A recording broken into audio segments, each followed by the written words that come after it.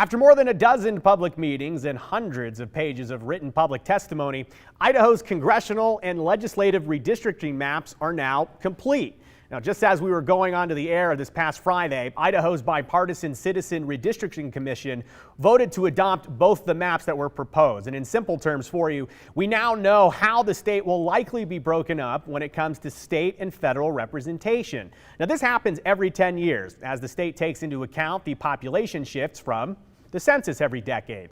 And as the second fastest growing state in the last 10 years, there's a lot of work to do in the gem state. So first up, let's take a look. The legislative redistricting map you can see on your screen, that was unanimously approved by the committee. Now here's how it breaks up. The state is broken up into 35 nearly equal parts, and they're all based on population size, not physical space. And because of a law passed this last legislative session, Idaho will have no more than 35 legislative districts.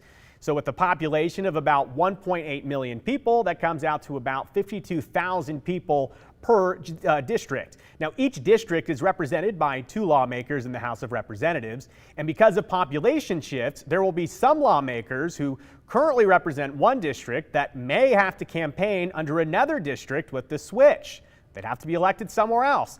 And that will become more clear later this month, so stay tuned. Now, onto the congressional side. Because of its population, Idaho has 2 seats in the U.S. House of Representatives, meaning the state of Idaho must be broken up into 2 equal districts, about 900,000 people per district, 50-50. And this is how that they decided to do all that. Now, eastern Idaho, all the way to Twin Falls and Boise, and as far north as Salmon, that is District 2. And North Idaho and all along the western border, that'll be District 1.